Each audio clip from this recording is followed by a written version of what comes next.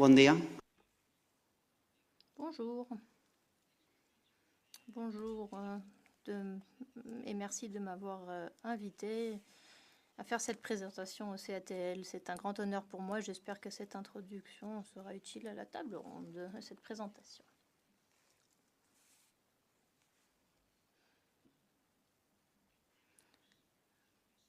Bon, on ne voit pas les flèches, mais c'est pas grave. Lorsque nous utilisons un système de traduction automatique, nous entrons normalement un texte et en obtenons une traduction, comme dans cet exemple de l'anglais How Machine Translation Works vers le français, que je n'oserais prononcer d'ailleurs. Ce que je veux dire avec cette présentation, c'est que normalement, nous ne savons pas ce que fait le système. Il est traité comme une boîte noire. L'objectif principal de ma présentation est d'ouvrir cette boîte noire. Pourquoi ? Eh bien, parce que pour avoir une conversation sur la traduction automatique, je pense qu'il est essentiel que cela ne soit plus quelque chose de mystérieux et de magique. En ouvrant la boîte noire, nous pouvons avoir des attentes réalistes sur ce que cette technologie peut faire et sur ce qu'elle ne peut pas faire. Nous pouvons prévoir des opportunités et les risques également. Voilà un peu la table des matières de ma présentation qui est divisée en 4 volets dans les parties 1 et 2. J'ai l'intention de donner un aperçu des éléments clés, des procédés et des traductions automatiques. Je parlerai tout d'abord de la traduction automatique neuronale, dont le concept clé est la qualité. Ensuite, je parlerai des grands modèles de langue, également appelés IA générative, où le concept clé est, à mon avis, la flexibilité. Ensuite, dans la section 3, je parlerai brièvement de la post-édition. C'est la façon la plus courante dont les traducteurs interagissent avec la traduction automatique. Et puis enfin, je souhaiterais dire quelques mots sur les utilisations potentielles de la technologie pour l'inspiration. Donc on va commencer avec la traduction automatique neuronale. Donc, la traduction automatique neuronale est entraînée à prédire la traduction à partir d'un texte d'entrée. Vous avez cette phrase d'entrée et le système essaye de trouver la traduction. C'est très similaire à l'ancien paradigme de traduction automatique statistique. Donc nous formons la traduction automatique neuronale à l'aide de données parallèles dans le but d'imiter les traductions humaines. En option, nous pouvons également fournir des données monolingues dans la langue cible afin d'améliorer la fluidité des traductions. Étant donné que les données sont les mêmes que pour la traduction automatique statistique antérieure, qu'est-ce qui rend la traduction automatique neuronale plus performante et beaucoup plus performante? Eh bien, la toute première chose, c'est que les mots sont traités comme des concepts. Chaque mot est représenté sous la forme d'un vecteur numérique. Dans cette illustration de Forcada, les mots se trouvent dans un espace 3D. En réalité, ce serait dans une autre dimension, mais bon, là, on peut les visualiser. Donc, pour l'illustration, c'est du 3D. Vous voyez tout de suite que les mots qui se ressemblent le plus sont plus proches dans cet espace les uns des autres. Et donc, le système peut utiliser cette information. À l'inverse, dans le cadre de la traduction automatique statistique, les mots étaient simplement représentés sous forme de chaînes de caractères, ce qui ne permettait pas de faire tout ça. Le second élément clé, c'est que tous les mots sont connectés les uns aux autres. Le diagramme nous montre comment une traduction commence dans un système NMT avec un encodeur. Vous voyez là l'entrée, la traduction automatique, c'est amusant. Et ensuite, l'intégration des mots en entrée. Chaque mot reçoit son vecteur numérique. Donc tout d'abord, nous avons ce vecteur numérique qu'on appelle des concepts. Bon, c'est peut-être un peu abstrait. En outre, dans la couche 1, on appelle ça la couche 1, nous voyons que tous les mots sont connectés les uns aux autres. Par exemple, la représentation des mots change pour devenir une représentation contextuelle qui reflète les mots qui se trouvent les uns à côté des autres. Par exemple, pour traduction, vous voyez que la flèche qui vient de machine est plus forte que la flèche qui vient du terme est. Donc, on peut faire pour des couches, de sorte que le système apprend différentes représentations des mots dans le contexte. Et c'est ainsi que le système NMT code le texte d'entrée. Et ensuite, il y a un autre composant qui va produire effectivement la traduction. C'est le décodeur. Et là, nous voyons comment le système produit une traduction mot par mot, dans ce cas vers l'italien. Une fois de plus, nous passons par les couches, mais maintenant, dans le décodeur, vous avez le terme 1, et ensuite couche 1, couche 2. Le système vient de générer le premier mot, la traduction, là, et nous parcourons maintenant les couches, et l'élément clé est que dans chaque couche du décodeur, le système a accès au mot précédent qu'il a produit. Nous voyons donc des flèches bleues dans le décodeur, juste là, parce que c'est le seul mot produit jusqu'à maintenant. Et il a également accès à tous les mots du texte source, donc ce sont les flèches orange-brune.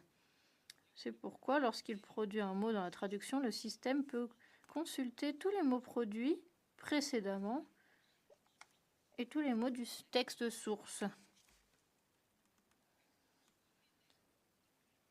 Bon, qu'est-ce que l'avènement de la NMT a signifié dans la pratique? Bon, on va voir un exemple. Voilà, c'est un exemple tiré de la démo de l'un des premiers systèmes NMT en 2014, donc il y a 10 ans. La phrase « The Budapest Prosecutor's Office has initiated an investigation on the accident ». Donc le bureau du procureur de Budapest a ouvert une enquête sur l'accident et c'est traduit en allemand.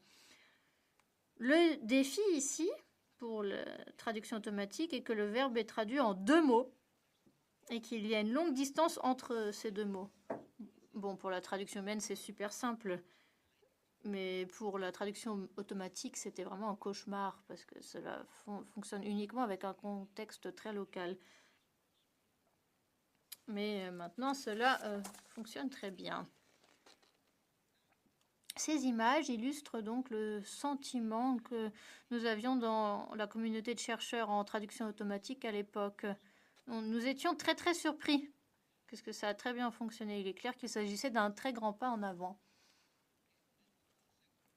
Donc passons maintenant au deuxième paradigme, grand modèle de langue que nous appelons également donc l'IA générative de nos jours. La première chose dont on se rend compte, c'est que les LLM sont formés pour prédire le mot suivant à partir d'un texte d'entrée. C'est plus simple que l'objectif de formation. On prédit juste le terme suivant dans une séquence. C'est aussi plus général, donc. Voilà à quoi ça ressemble d'une manière simplifiée. Vous avez un texte d'entrée, vous avez données textuelles et vous avez le mot suivant. Il y a moins de contrôle sur les données fournies au système. C'est pas comme un NMT, ça ne doit pas être aussi précis. Mais bon, les développeurs, ils mettent toutes les données qu'ils peuvent trouver sur Internet. Plus il y en a, mieux c'est. Il n'y a pas de données parallèles, explicites, pas de distinction entre les langues avec ces données. Le modèle apprend simplement à prédire le mot suivant. Avec un tel entraînement, si nous donnons comme entrée « comment cuire du pain », quel serait un résultat plausible? Alors on s'attend à une recette, non?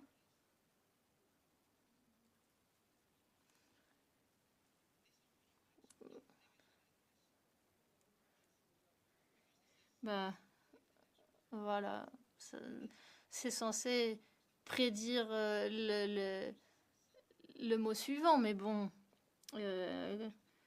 c'est pas très utile parce que c'est ce qu'on obtient par exemple avec ChatGPT. Donc nous avons une deuxième phase qu'on peut appeler phase de formation, qui permet d'identifier des lieux, traduire du texte brut en code Python, traduction, faire des résumés, etc. Et ce qui est intéressant, c'est que en entraînant ce système, il peut générer des tâches sur lesquelles il n'a pas été formé. Il y a donc un feedback humain impliqué, beaucoup de personnes au Nigeria qui sont très mal payées, qui travaillent. Mais bon, ça a lieu aussi ici. Donc, pour nous, est-ce qu'il y a une différence entre les LLM et par rapport à la NMT pour la traduction? Eh bien oui, il y en a une. La grande différence, c'est pas la qualité, moi jusqu'à présent, à mon avis, mais c'est la flexibilité. Donc les LLM sont beaucoup plus flexibles. Nous pouvons traduire de manière concise, de manière créative, dans un ton formel. En fin de compte, on peut demander tout à ce système.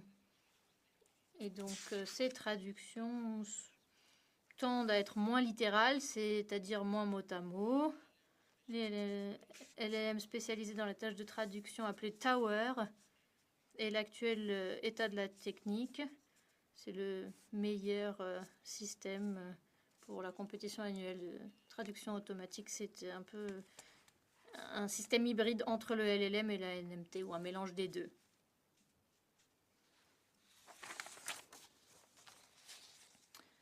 Donc, passons maintenant à la post-édition. Je pense que c'est important parce que il s'agit de loin la manière la plus courante dont les traducteurs travaillent et parlent de cela avec la traduction automatique.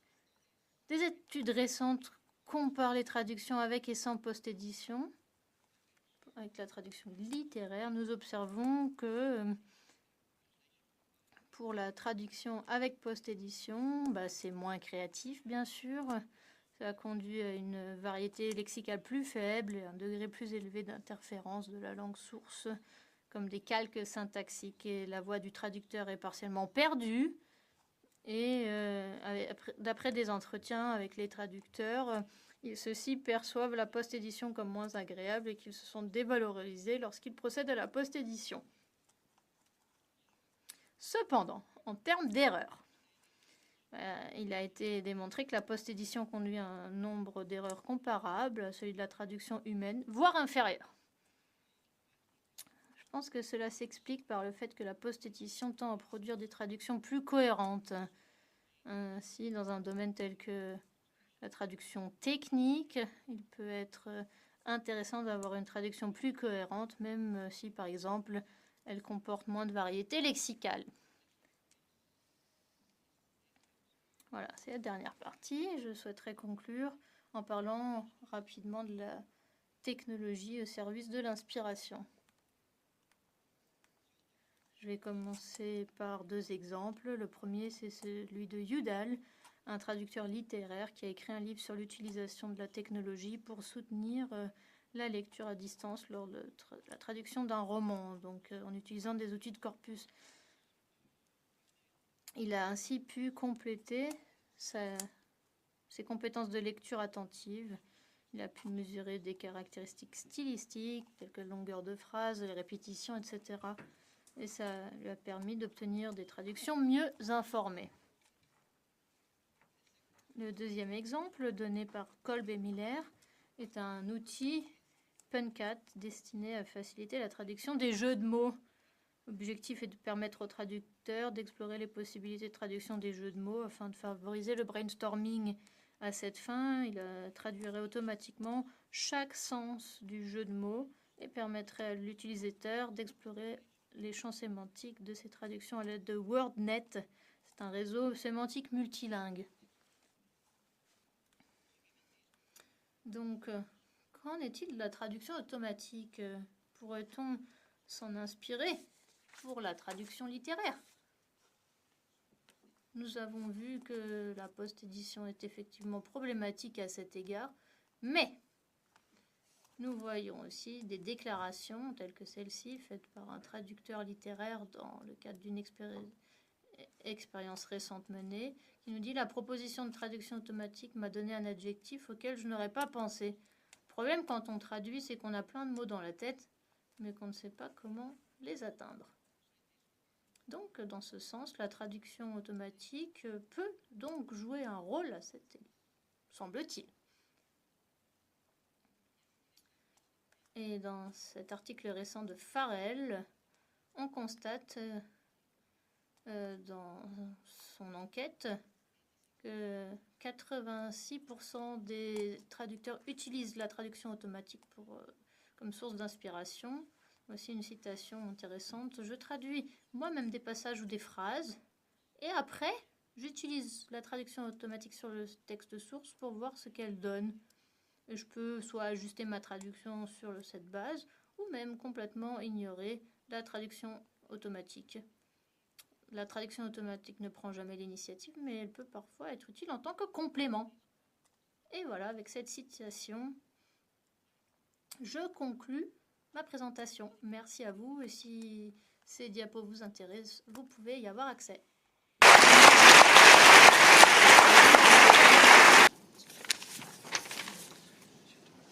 Bonjour à toutes et à tous. Un grand merci à Antonio Toral pour cette présentation de la traduction automatique et de la mystérieuse boîte noire sur laquelle nous aurons l'occasion de revenir tout à l'heure. Merci aussi aux organisateurs de ces rencontres européennes de la traduction littéraire dans le cadre du programme Strasbourg, capitale mondiale du livre UNESCO 2024, dont j'ai le plaisir et l'honneur d'être l'un des parrains. Alors, lorsque j'ai reçu votre proposition d'introduire et de modérer cette table ronde malicieusement intitulée « Traduction littéraire et intelligence artificielle, bon outil ou faux ami », j'ai repensé à une lecture d'enfance et instantanément ressenti la nostalgie qui l'accompagne. C'était une nouvelle de Roald Dahl, titrée « La grande grammatisatrice automatique », que peut-être vous connaissez, dans laquelle l'écrivain imagine une machine à écrire des livres. Je précise que ce texte date des années 50, qu'il est une pure fiction et que son auteur aurait tout autant pu inventer une machine à traduire les livres automatiquement. Si la littérature peut s'avérer prophétique, la démarche scientifique peut parfois tenter de nous rassurer, comme à travers le fameux paradoxe de Moravec, portant le nom d'un chercheur en intelligence artificielle, et selon lequel le plus difficile en robotique est souvent ce qui est le plus facile pour l'homme. On constate, par exemple, que les facultés de raisonnement parfois très complexes peuvent être reproduites par l'intelligence artificielle, mais que les émotions ou les motivations humaines courantes semblent en quelque sorte intraduisibles par la machine. Au-delà de ces considérations littéraires ou technologiques, une table ronde sur la traduction littéraire et l'intelligence artificielle souhaite peut-être de dissiper des craintes, des peurs ou des fantasmes en leur opposant des faits concrets. L'un des objectifs de notre table ronde pourrait être de fournir une sorte de boîte à outils, non pas contre l'intelligence artificielle, ni même tout contre, mais permettant plutôt de saisir les grands enjeux de la relation entre la traduction littéraire et l'intelligence artificielle. Il s'agit aussi de tenter de faire un point d'étape entre différents maillons de la chaîne du livre au niveau européen, puisque nous allons avoir des points de vue de traducteurs, de chercheurs, d'auteurs ou d'éditeurs provenant de divers pays et dans 3 langues, l'anglais, l'allemand et le français, et il me semble important que ce soit le cas vu nos sujets. Dans un contexte résolument interprofessionnel, nous allons également essayer de percevoir les grandes problématiques économiques, juridiques, éthiques et culturelles actuelles. Et afin d'aborder toutes ces questions d'une actualité brûlante, je vous présente et j'invite à me rejoindre nos intervenants. Alors Antonio, qui peut revenir, puisque vous nous rejoignez, Antonio Toral, que je vais représenter à nouveau, maître de conférence et coordinateur du groupe de recherche en linguistique informatique de la faculté de lettres de l'université de Groningen. James Hadley, directeur du Trinity Center for Literary and Cultural Translation, qui peut aussi nous rejoindre. James. André Hansen, traducteur littéraire et membre du conseil d'administration du syndicat allemand Verdi et co-directeur du projet Collective Intelligence. Ella Varro-Zanek, traductrice littéraire et membre du groupe de travail Intelligence artificielle du CAETL. Catherine Trossel, traductrice littéraire et cofondatrice de l'ATES, l'Association pour la traduction en sciences sociales. Monica Pfundmeyer, écrivaine et membre du bureau du European Writers' Council, et Jesper Montan, éditeur au sein du groupe Bonnier.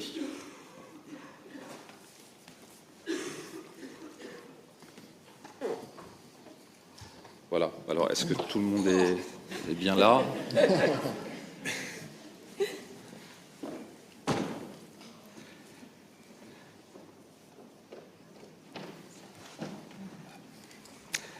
Alors, nous allons commencer par un tour de table. L'idée, c'est que chacun puisse donner sa vision de notre sujet.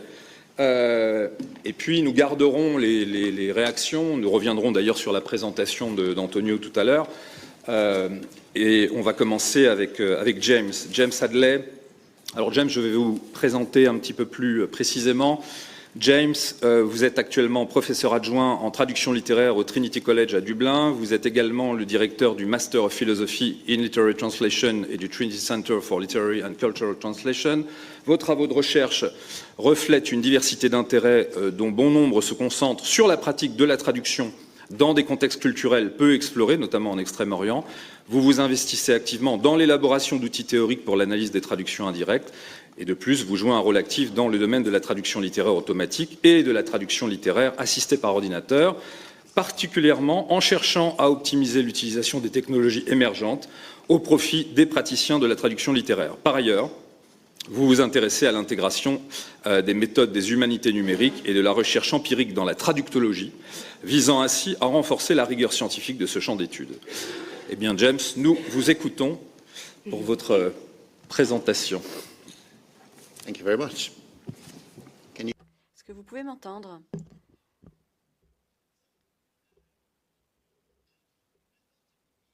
Je pense que ce serait intéressant d'évoquer des choses qui sont un peu en porte-à-faux par rapport à ce que pense la majorité. Bon, tout simplement pour planter le décor.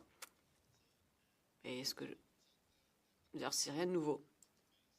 Donc, l'industrie de la traduction littéraire rapportée au livre. Donc, je ne fais pas une ligne de démarcation entre la traduction littéraire des poèmes et des nouvelles et toute autre sorte de traduction créative qui est également proche de la littérature. Il n'y a pas véritablement de ligne de démarcation. Mais on parle en l'occurrence de l'industrie du livre et de la traduction du livre et cela fonctionne différemment, de manière tout à fait différente que tous les autres secteurs de traduction, notamment en ce qui concerne la quantité de travail, le flux de travail. Un peu plus proche du microphone, s'il vous plaît, pour qu'on vous entende.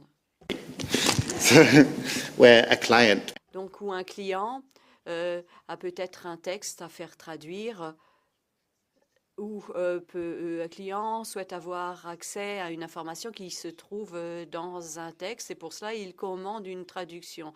Mais la traduction littéraire, c'est souvent l'inverse. C'est le traducteur qui suggère la traduction d'un livre ou l'éditeur qui suggère la traduction d'un livre ou bien une fondation qui souhaite voir ce livre traduit et qui sollicite la traduction. Cela implique que commander une nouvelle traduction, eh bien, cela se fait indépendamment des exigences et des besoins du marché, contrairement au marché de la traduction technique où c'est le besoin d'avoir accès à un produit qui suscite le besoin de traduction.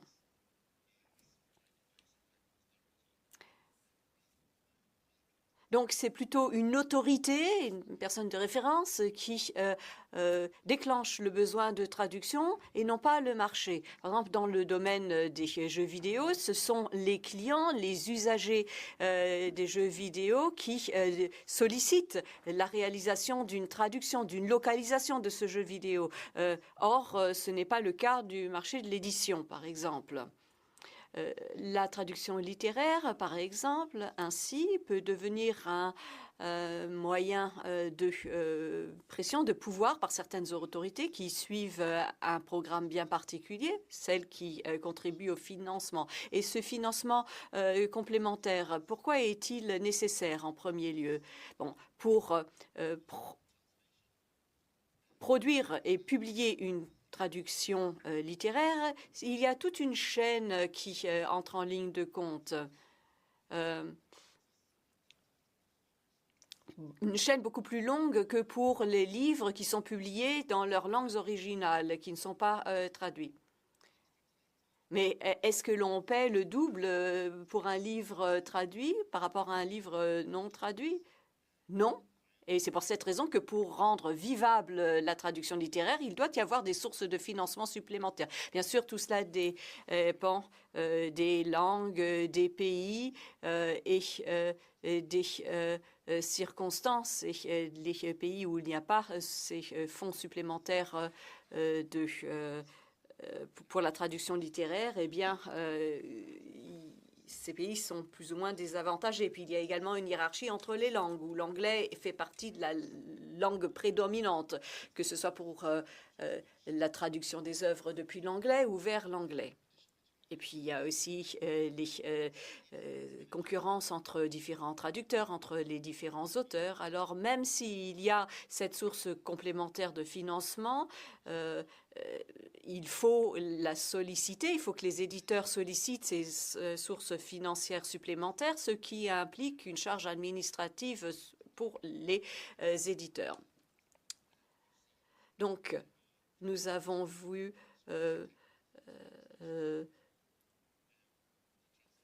constater que souvent, le traducteur, c'est celui qui est pris un peu en étau dans toute cette chaîne, et surtout lorsqu'il y a l'avènement d'une nouvelle technologie. Parce que le traducteur, c'est le maillon le plus cher de tout ce processus, de toute cette chaîne. Et c'est ce maillon qui subit en premier lieu la pression. D'où perte de confiance du traducteur dans toute cette configuration. Et on peut imaginer que les éditeurs se penchent sur le potentiel technologique. Et d'ailleurs, certains éditeurs le font déjà pour réduire les frais de traduction. Ce maillon qui est le plus cher dans la chaîne du livre. Cela est source de préoccupation à juste titre. Et comme je dis, cela se produit déjà. Nous avons entendu parler de post-édition, avec ses répercussions sur la satisfaction que peut fournir un travail pour le traducteur.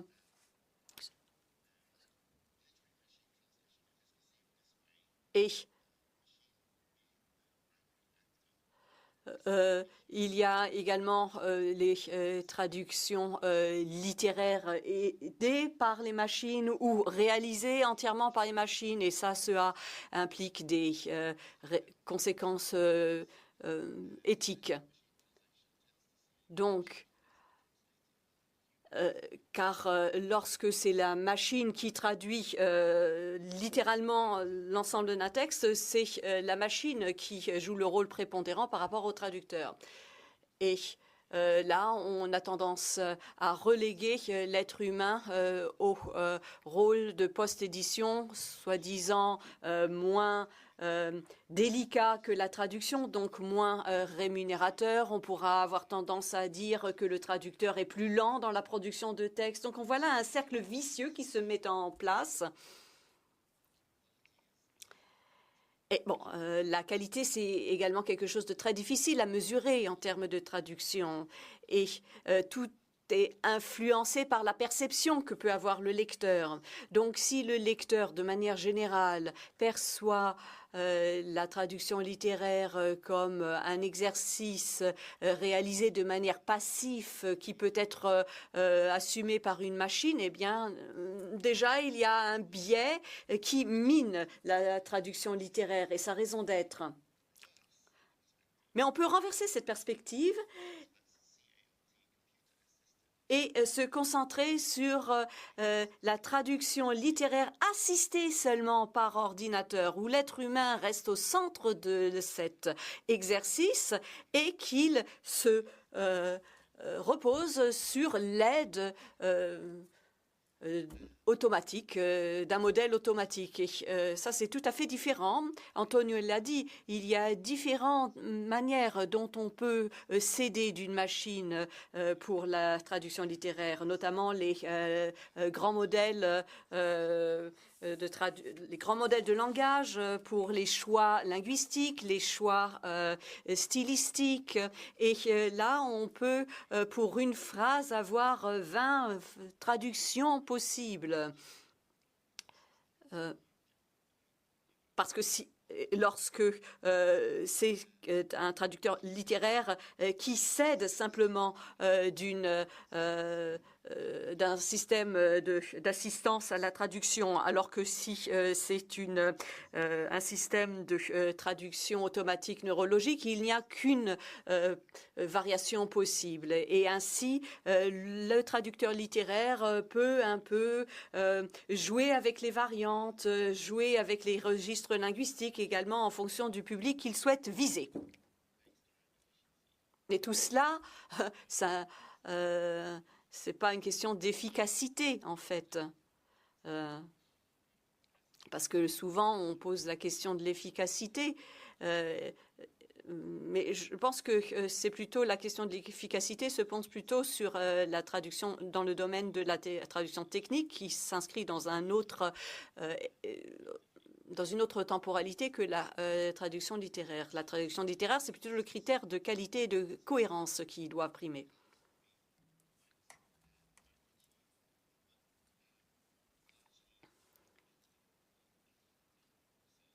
Voilà, ça, ce sont des domaines qui sont trop faiblement expérimentés dans le domaine de la traduction littéraire, qui a tendance à percevoir tout ce qui est technologique comme quelque chose de mauvais ou de contre-productif.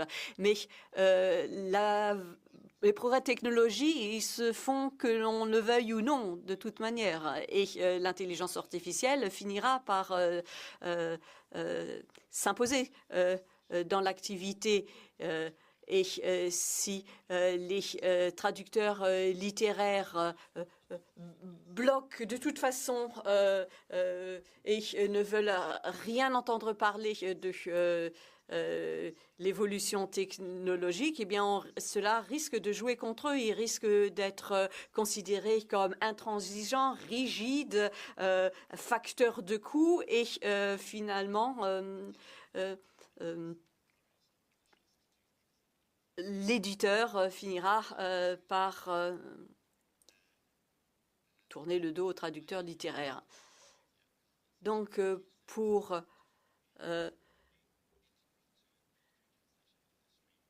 débloquer cela, pour faire en sorte que les traducteurs littéraires restent au centre du processus de traduction, il est important de former les jeunes traducteurs pour qu'ils puissent canaliser et utiliser tous les outils de traduction automatique et d'intelligence artificielle pour enrichir le travail. Et je pense que c'est ça l'approche que je souhaite défendre, même si elle n'est pas toujours populaire. Écoutez, pour la petite histoire, on m'a fait passer un petit mot en me disant que quand je présentais les intervenants, je parlais un petit peu trop vite pour les interprètes. Et effectivement, c'est mon enthousiasme naturel. Et donc, je trouve que quand on présente un intervenant, on essaye de rendre sa biographie un peu... voilà, c'est vrai que je parle un peu vite. Mais est-ce que l'intelligence artificielle est capable d'enthousiasme? C'est la question que nous abordons peut-être tout à l'heure. Alors, on va continuer avec André. Alors, cette fois-ci en allemand. André, je vais aussi vous présenter, mais avec lenteur. Vous êtes traducteur littéraire, co-directeur du projet Collective Intelligence, que j'ai évoqué tout à l'heure. Vous êtes aussi membre du conseil d'administration du syndicat des traducteurs allemands, VDU, et votre dernière traduction est celle du roman Les liens artificiels de Nathan Devers, un roman français qui a eu un certain succès pendant une des rentrées littéraires et qui explore en effet les conditions de la possibilité de l'art dans des mondes artificiels. Nous y sommes. Eh bien, André, nous vous écoutons également. Ja, vielen Dank. Merci de cette introduction, de cette présentation. Et nous avons également la présentation à l'écran. Alors, j'ai deux casquettes aujourd'hui. Tout d'abord, En tant que co-dirigeant du projet Intelligence collective, Collective Intelligence, Aggregated Intelligence en anglais. Bon, parce qu'ici, l'acronyme est plus important que le sens propre des mots. Et je suis membre du VDU et c'est en tant que président également du VDU que je vais évoquer les différentes initiatives que nous avons lancées dans le cadre de cette collective intelligence, l'intelligence collective, et également les différentes exigences et revendications que nous avons exprimées de pair avec le syndicat Verdi que nous souhaiterions voir mettre en œuvre. Alors, dans cette brève présentation, je ne pourrai pas évoquer différents documents de position qui ont été publiés depuis l'apparition de ChatGPT sur le marché en ce qui concerne la manière dont les traducteurs utilisent l'intelligence artificielle, parce que nous n'avons pas le temps. Et d'ailleurs, ce n'était pas le cœur de notre projet qui se concentrait sur la pratique, concrètement, la manière dont nous composons avec cette technique.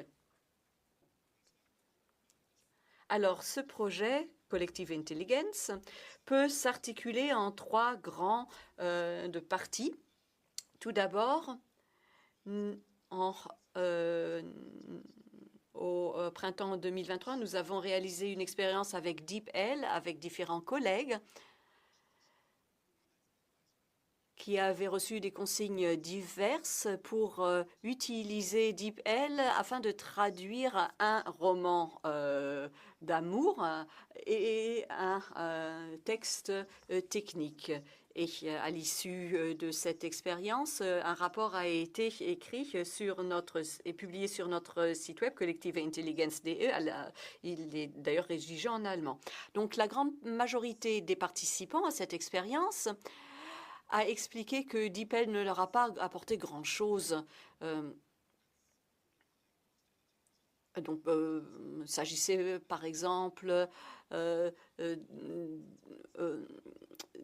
d'avoir mouliné le texte dans DeepL pour ensuite le texte et post-éditer le texte, ou bien utiliser DeepL dans le cadre d'un outil d'assistance à la traduction pour en dégager les différents glossaires, et que l'utilisation du DeepL s'est plutôt révélée comme médiocre en termes d'aide apportée aux traducteurs, pour ceux qui se sont prêtés à cet exercice tout du moins. Et ensuite, nous avons fait un petit tour de l'Allemagne avec différents ateliers, grâce au fonds d'ailleurs débloqué pour ce projet par le VDU. Et dans différentes villes, nous avons mis en œuvre des ateliers pour expliquer l'intelligence pour expliquer les tenants et aboutissants de cette technologie, comment fonctionnent les grands modèles de langage et puis les traductions autonomes neuronales par rapport aux statistiques. Et également pour qu'il n'y ait plus cette aversion systématique et puis cette appréhension vis-à-vis de ces évolutions, ne serait-ce que pour que l'on soit informé de l'évolution. Et pour susciter une prise de conscience quant aux possibilités que peut offrir l'intelligence artificielle pour notre métier. Nous avons échangé des idées, des arguments, et il s'agissait également de regarder de près quelles étaient les évolutions en matière de traduction littéraire pour l'intelligence artificielle. Est-ce qu'il y avait des demandes, des contrats qui exigeaient que l'on utilise l'intelligence artificielle, ou bien des contrats de post-édition d'un livre qui a été publié par l'intelligence artificielle. Donc là, il s'est avéré que ce n'était pas du tout opportun ni judicieux de faire ainsi. Et d'ailleurs, ce dernier point a fait l'objet d'une grande controverse en Allemagne dans les domaines concernés. Ensuite, La dernière partie du projet, eh bien, ce sera pour le 22 novembre 2024 à Berlin, sous la forme d'une conférence sur l'intelligence artificielle. L'intelligence artificielle, oui, mais comment? Pour traduire le titre allemand en français. Alors, comment utiliser l'intelligence artificielle? Qu'est-ce que cela signifie pour nous? Il y aura des ateliers très intéressants, également avec un panel d'experts. Et nous avons continué à réfléchir sur le flux de travail, sur l'organisation du travail en lien avec l'intelligence artificielle. Alors nous avons eu beaucoup de retours d'expérience et nous avons mené une discussion tout au long de ces ateliers. Est-ce que l'intelligence artificielle est inutilisable ou bien y a-t-il d'autres facteurs qui entrent en ligne de compte? Peut-être que l'on peut dire que le fait que cette intelligence artificielle n'ait rien apporté, peut-être que c'est dû au fait que ceux qui l'ont utilisé, eh bien, n'ont pas l'habitude de le faire. Et peut-être que c'est la conception de notre expérience qui était un peu bancale et que peut-être que l'on a mal conçu l'organisation du travail. Par exemple, sur DeepL, lorsque l'on corrige la fin d'une phrase, automatiquement, c'est le début d'une phrase qui est corrigé et c'est peut-être pas très intéressant en termes de productivité du travail parce qu'en fait, ensuite, il faut rechanger le début de la phrase. Donc, nous avons testé différents types d'organisation de travail et vous voyez ici, ça, ce sont le travail de post-édition pour une traduction automatique standard. Et vous voyez ici toutes les modifications qui ont dû être prises pour ce petit paragraphe en 10 minutes. C'est beaucoup de modifications. Diapositive suivante. Et nous avons essayé d'utiliser des petits plugins.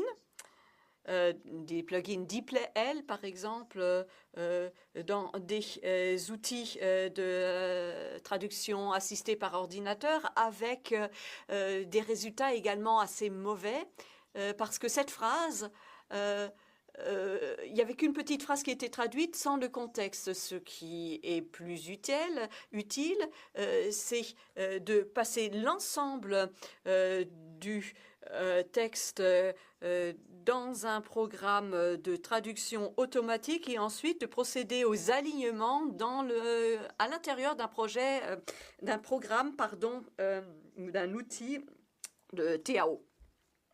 Et là, le travail est plus productif. Donc ça, c'est quelque chose que nous avons apporté, une amélioration que nous avons apportée par rapport à notre première conception d'expérience. Et nous avons également utilisé des outils adaptatifs. Là, il s'agit d'un logiciel commercial, Modern MT. Et on peut générer une mémoire de traduction par le biais d'un outil de TAO. Et ensuite, sur la base des données qui sont archivées en mémoire, on peut procéder à des alignements et faciliter les décisions en termes de traduction pour assurer plus de cohérence dans les textes plus longs et pour éviter que des erreurs générées toujours au même endroit par DeepL ne se répètent. Donc, le problème, c'est que si l'on utilise des extraits trop brefs pour les outils de TAO, eh bien, il manque le contexte général. Et nous avons également des outils d'agrégation, le Custom MT. Là, on a la possibilité de travailler le texte de source avec des outils de retravailler le texte source dans la langue source avec un outil de grand modèle de langue, peut-être pas très pertinent pour les textes littéraires. Donc tout cela permet de régler toutes les questions d'ambiguïté du texte. Et ensuite, il y a, grâce au même modèle de grand modèle de langage, procéder à la traduction et ensuite à la post-édition. Donc on peut utiliser différents systèmes d'intelligence artificielle, les uns après les autres, dans cet outil de TAO. Mais on a toujours ce problème de contexte qui manque lorsque les textes sont très longs. Cela peut marcher simplement pour les petits extraits. Alors, ici, vous avez un exemple de traduction automatique. Alors, il café est salito. Salire, ça veut dire monter en italien, entre autres. On peut le traduire ainsi. Et en allemand, c'est der Kaffee ist aufgegangen. En français, le café est monté. Ça n'a aucun sens. Mais lorsque l'on s'imagine la cafetière moka, eh bien, c'est le café qui bout et qui monte par le tuyau et qui passe par le filtre à café. Et en fait, c'est cela. On peut, grâce à un outil d'agrégation et d'alignement, rectifier cette erreur de traduction qui est trop littérale pour dire simplement, au lieu de dire que le café est monté, que le café est prêt.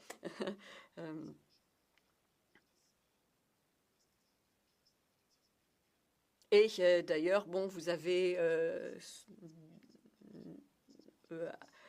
aussi dans ce masque d'outils de traduction assistée par ordinateur la possibilité de taper votre texte, d'avoir les suggestions à droite qui s'affichent et soit vous prenez, soit vous laissez.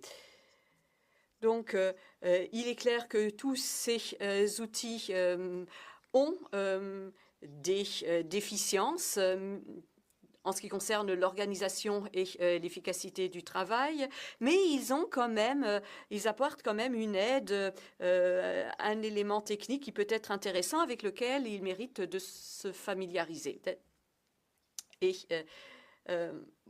grâce à ces outils, si on les utilise intelligemment, on peut améliorer la qualité de son travail. Alors, pour les désavantages, eh bien, il y a toute cette question de translation. C'est que beaucoup de problèmes sont des problèmes qui se produisent lorsque l'on réfléchit.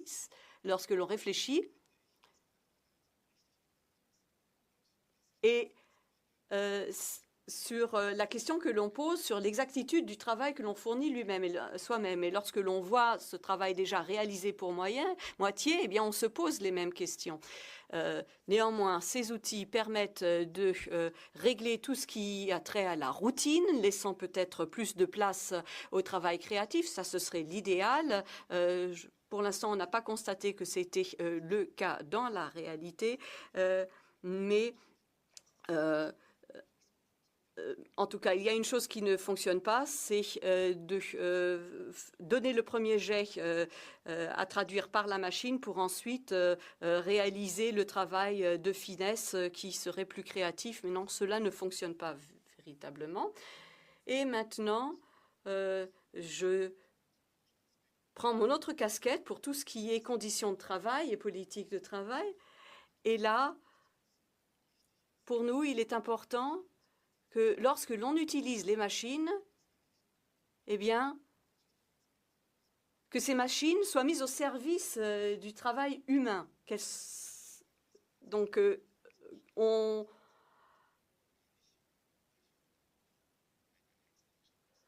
met l'accent sur l'être humain toujours, et la machine est au service de l'humain et l'humain non pas au service de la machine. Et il y a également la grande question du dumping salarial, du dumping des honoraires, au prétexte que les machines permettent de faire une grande partie du travail du traducteur et cela ne fera qu'accélérer la perte de pouvoir d'achat que nous connaissons déjà en tant que traducteur et d'accroître la précarité de notre métier. Donc, nous devons nous battre contre cette tendance qui pourrait se mettre en place, qui consisterait à saper notre salaire au prétexte qu'il y a l'intelligence artificielle. Et il y a tout ce travail de documentation également qui doit être mis en œuvre.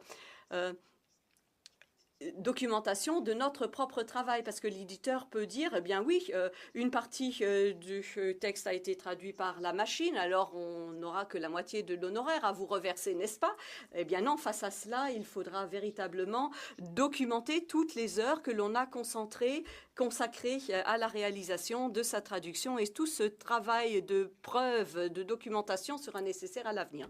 Und dann gibt es natürlich noch Et puis, bien sûr, il y a des exigences, des revendications que nous avons formulées à l'aide de Verdi, donc ce syndicat.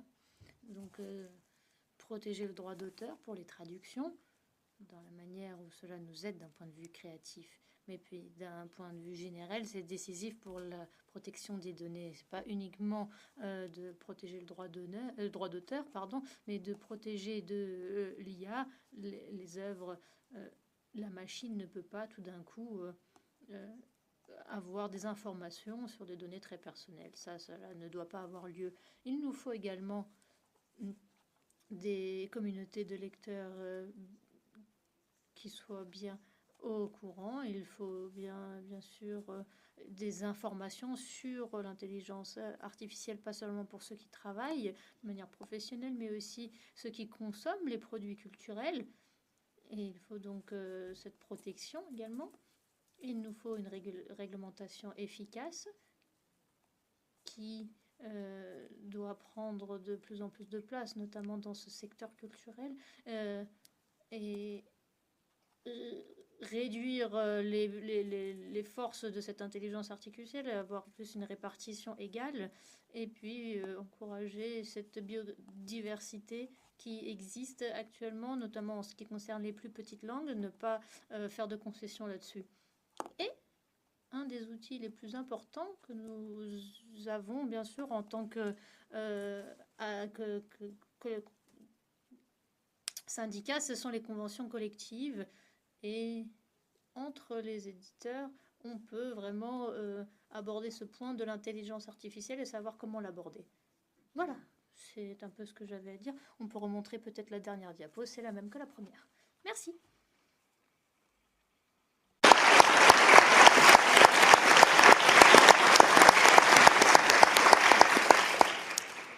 Merci André. Vielen Dank.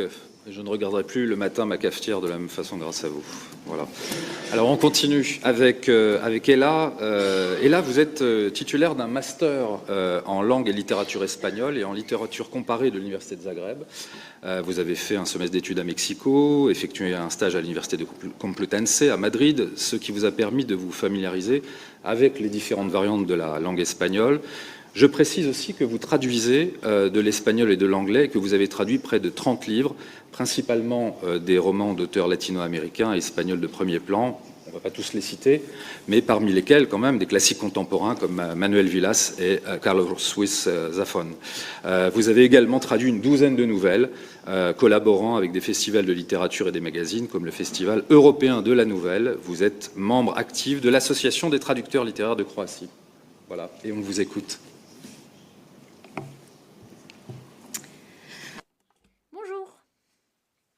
Bon, on m'a bien présenté, donc on peut passer tout de suite à la diapo suivante. Je m'appelle donc Ella Varosnek-Kresnik. C'est un peu difficile à prononcer, notamment pour les locuteurs francophones. Je suis membre du conseil d'administration de l'Association croate des traducteurs littéraires et de sa délégation au CATL, où je participe au groupe de travail sur les droits d'auteur et la task force sur l'intelligence artificielle. Voilà un peu pour ma présentation. Vous voyez donc que je ne suis pas universitaire ou expert technique, Mais bon, je m'y connais un petit peu en ce qui concerne la traduction littéraire. C'est mon domaine depuis un certain temps. Donc mon point de vue aujourd'hui est plus pratique, basé sur ma propre expérience et celle de mes collègues. Certains des exemples ont déjà été présentés, comme celui d'Antonio Toral. Et vous le voyez aussi dans le magazine Counterpoint, Contrepoint, où vous avez tout sur la traduction littéraire. Et je vous encourage vraiment à prendre un exemplaire lorsque vous sortirez.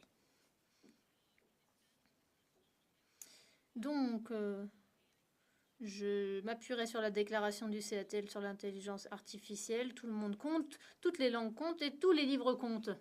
Donc, tout le monde compte, comme vous le voyez. Le CATL est avec vous.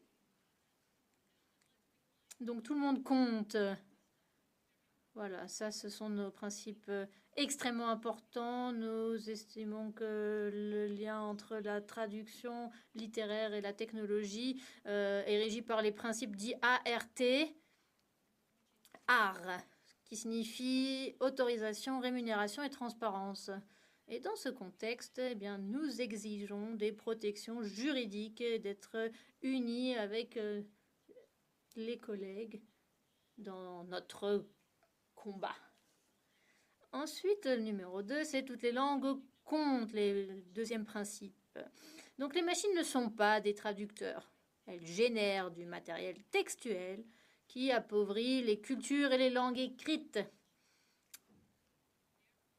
C'est pourquoi nous croyons fermement que chaque langue et chaque livre mérite un bon traducteur humain. Troisième principe, c'est tous les livres comptent.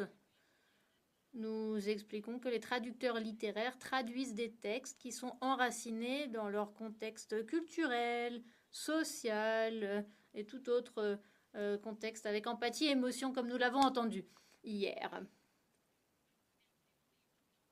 Et nous savons que les machines ne peuvent pas faire cela. Bon, pour traduire donc dans ce contexte, il vous faut une créativité. Et l'acte de traduction est un acte de créativité et c'est purement humain. Nous avons un collègue qui suggère de mettre ça dans une constitution, notre droit de créativité. Bon, moi je soutiens cette idée, tout à fait. Donc nous ne pouvons pas être remplacés par des machines, c'est impossible. Je souhaiterais également souligner que nos exigences ne font aucune distinction entre les genres, les types de... les cibles, les livres, les traducteurs. Oui, on peut se dire, oui, la littérature pour enfants, pour adultes, ce journal. Non, non, nous estimons que chaque livre mérite une traduction humaine. Et voilà, ça, ce sont les points clés. J'en reviens donc à la question principale. Est-ce que l'IA dans la traduction littéraire est-elle un outil utile ou un faux ami? Je vais essayer de répondre à cette question, de mon point de vue. Bon, un petit disclaimer, décharge. Ce panel pourrait donner l'impression que nous, les traducteurs littéraires, sommes contre la technologie, que nous en avons peur. Oui, bon, on peut dire qu'on est comme un vieil homme qui crie contre la lune. Bon, je ne suis pas d'accord. Nos collègues utilisent la technologie au quotidien, moi-même également. Mais nous plaidons pour une utilisation durable, juste et équitable. C'est très important pour nous. Nous sommes préoccupés par l'impact principalement incontrôlé de l'IA sur notre profession et sur notre société. Comme Damien Hansen, un expert en sciences, l'a mentionné dans l'article Contrepoint, le problème, ce n'est pas tant l'outil lui-même, mais que c'est son imposition aux professionnels et son utilisation à des fins économiques uniquement. En tant que traducteur littéraire, nous ne pouvons pas nous concentrer uniquement sur l'utilité potentielle. Il faut bien qu'on en vive, nous. Donc ça, c'est un contexte un peu plus large et les pratiques déjà existantes. Là, il faut vraiment réfléchir à ce sujet. Il y a donc des avantages perçus de l'IA, On a entendu un travail plus rapide, une plus grande précision, un soutien créatif, l'utilisation des modèles d'IA comme des dictionnaires, etc. Bon, nous n'avons pas trop le temps de nous étendre sur ces points. Je dirais que la plupart de mes collègues restent sceptiques quant à l'avantage de ces points pour la traduction littéraire. Il y a des recherches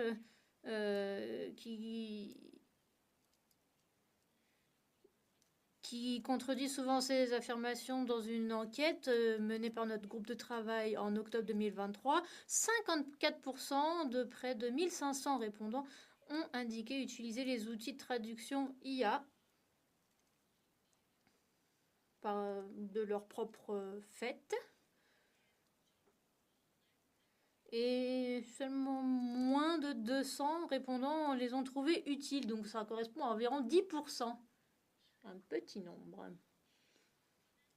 Mais bon, là encore, même si les avantages étaient réels, et même s'ils étaient plus importants, eh bien, je pense qu'ils ne compenseraient pas les problèmes auxquels nous sommes déjà confrontés. J'ai classé ces questions en 3 catégories: juridique, professionnelle, financière et linguistique. Je vais commencer avec les questions juridiques.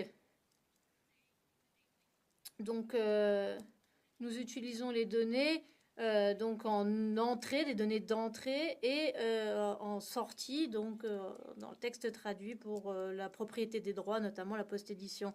Mais bon, nous battons en faveur d'une réglementation des données de formation. Et puis j'espère que chacun d'entre vous ici va rejoindre notre effort collectif. C'est un point essentiel, je pense. Parce que la réglementation sur l'entrée des données est essentielle. Je vais vous expliquer pourquoi. Les grands modèles de langue nécessitent vraiment une grande quantité de données pour être formés. Donc c'est dans l'article 4.2 contrepoint qui mentionne que OpenIA et ChatGPT a été formé sur 4,6 gigas de texte brut. La seconde version, 40 gigas. La troisième version, 570 gigas. Mais à partir de 45 TO de texte brut. Donc, quelqu'un qui dit qu'il a 10 milliards de dollars, bon, ça veut rien dire. Pour moi, ça veut rien dire parce que c'est un chiffre tellement grand. C'est intéressant de savoir aussi que dans la quatrième version, on n'a même pas de données. Bon, c'est un secret professionnel, c'est ça qu'ils disent. C'est pourquoi la fiction est particulièrement utile, car elle se compose de grandes unités cohérentes et présente une grande variété de styles. C'est pourquoi, après avoir cherché dans l'Internet et dans Facebook, et le prochain champ de bataille, c'est la fiction et les livres en général, parce qu'ils sont très très utiles pour la formation. Et ces entreprises aimeraient nous convaincre dans ce sens que nous, le public général et les traducteurs, bien sûr, que l'acception juridique pour les droits d'auteur s'applique ici. Eh bien, nous sommes bien sûr contre ces affirmations pour beaucoup de raisons, mais je vais vous en donner 2 principales. Tout d'abord, les données nécessaires pour la formation efficace des modèles d'IA, et la quantité est sans précédent, comme vous venez de le voir.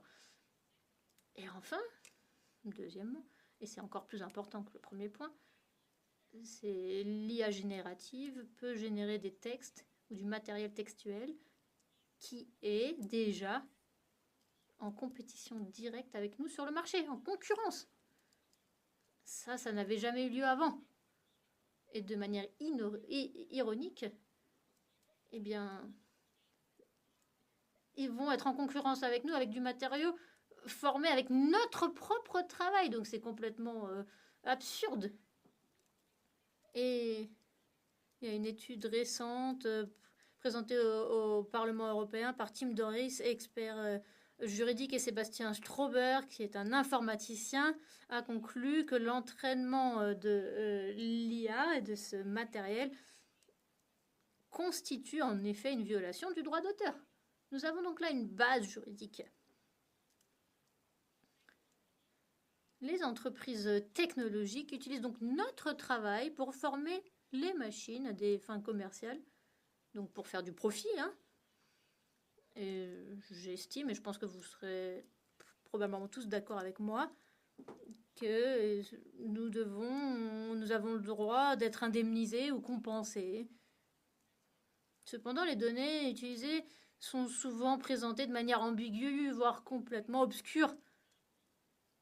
Et c'est pourquoi le secteur culturel a appelé un système 3W. Il faudrait savoir quelles sont les données utilisées, où elles ont été collectées et quand elles ont été obtenues. Ça, c'est vraiment essentiel afin pour nous d'exercer notre droit d'auteur. Nous essayons d'avoir des données transparentes et avoir un mécanisme viable parce que le système actuel ne fonctionne pas en fin de compte.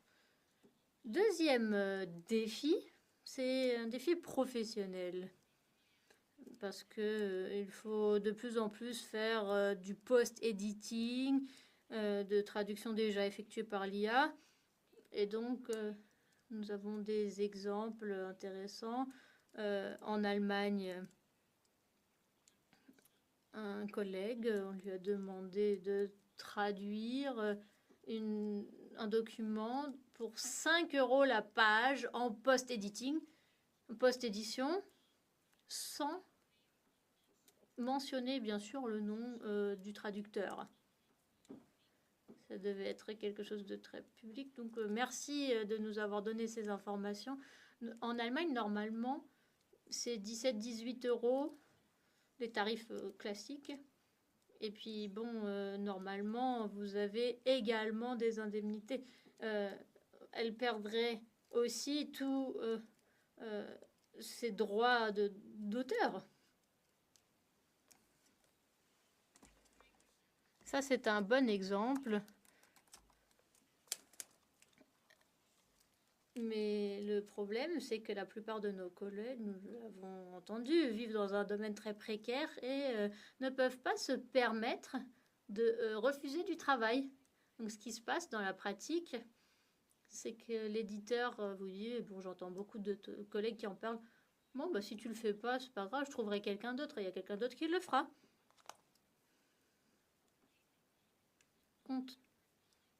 Un cas très récent, c'est HarperCollins, qui a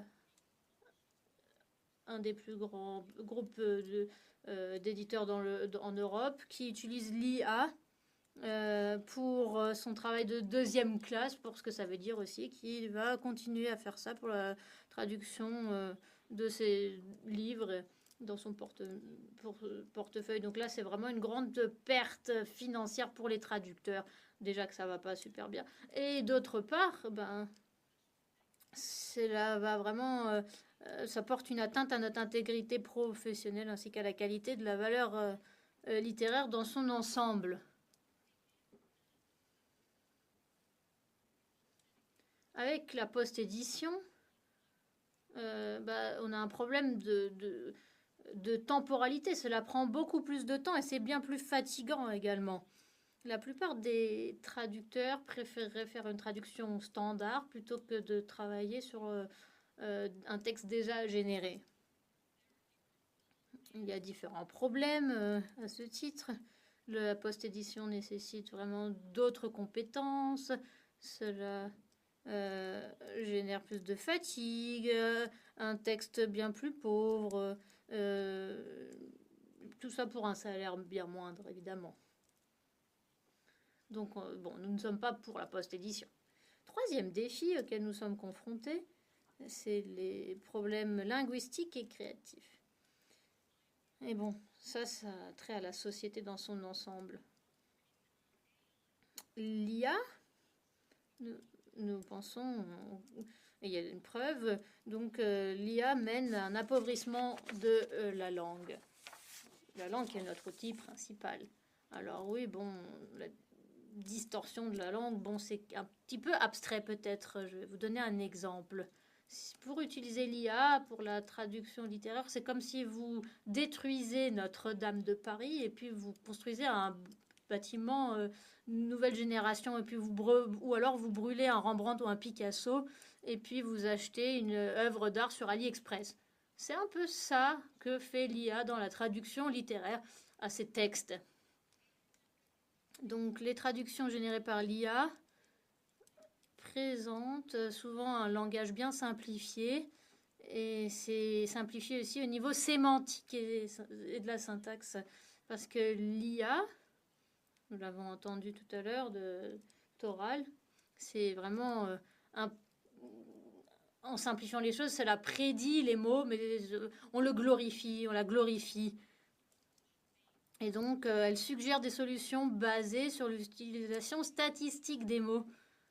C'est un désastre pour la traduction littéraire. Mais bon, la post-édition devient donc ainsi une norme. Et donc, les mots les moins fréquemment utilisés pourraient disparaître. On va prendre un exemple. 2 personnes ont couché ensemble. Ou alors, elles ont eu des relations sexuelles. Elles ont fait l'amour, elles ont copulé. Bon, je pense que vous pouvez continuer avec d'autres termes dans votre tête. Hein. On est au Parlement européen, en fin de compte. Hein. Un peu de tenue. Donc, dans quelques années, je pense, soit on va se contenter de faire l'amour, voire nous le ferons plus du tout. Bon, blague à part. Ce qui est le plus inquiétant de l'utilisation de la technologie, eh bien, c'est que la technologie de l'IA obscurcit le propre sens de la langue.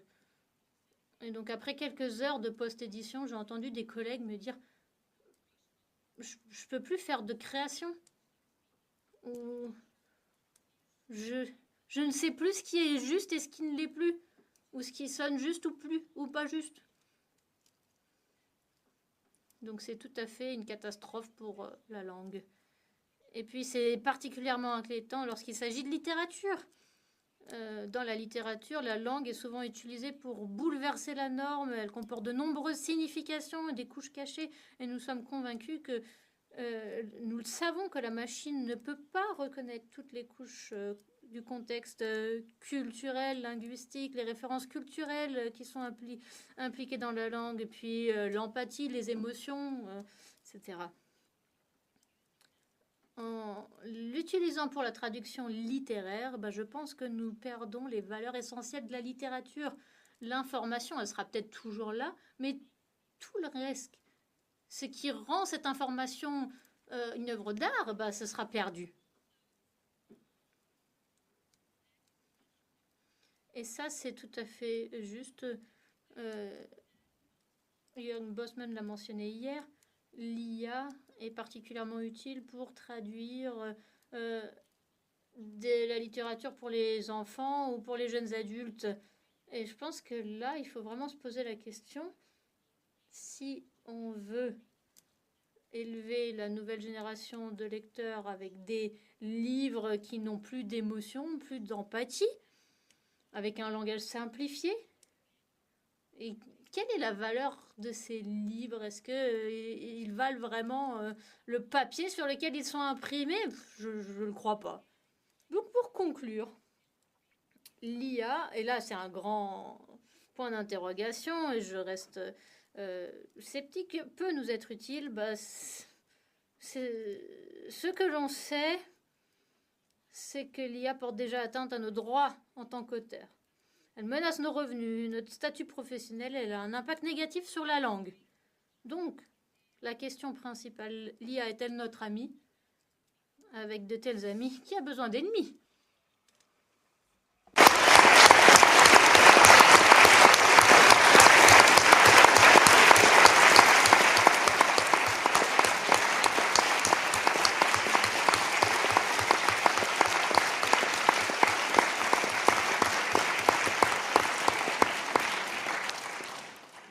Merci, Ella. Alors, j'ai eu un peu de mal à vous interrompre parce que c'est vrai que vos exemples devenaient vraiment percutants, sauf peut-être pour Notre-Dame, puisque, effectivement, elle n'avait pas besoin de ça, la pauvre, encore, de sa destruction totale. Et voilà. Alors, on continue, mais peut-être en synthétisant un petit peu, Katharina, on en parlait tout à l'heure.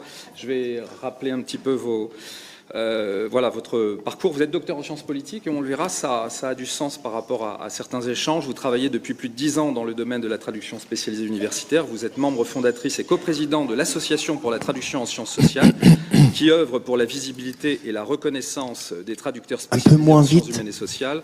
Et vous êtes donc particulièrement intéressé par l'impact de l'intelligence artificielle sur la circulation des idées.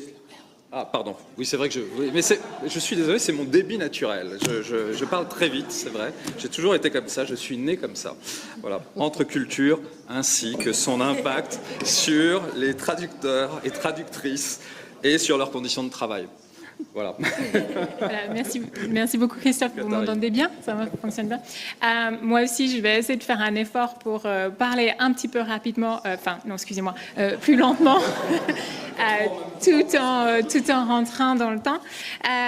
Donc voilà, très bien présentation, je n'ai pas besoin d'ajouter quelque chose, si ce n'est que je vais vous parler d'un aspect assez particulier de la traduction littéraire, parce que je travaille dans le domaine de sciences humaines et sociales, et il me semble que pour comprendre comment l'IA est perçue dans ce domaine et comment il risque de l'impacter, il est intéressant, utile de commencer par un aperçu de ce qui rend ce champ, sous-champ de la traduction littéraire spécifique.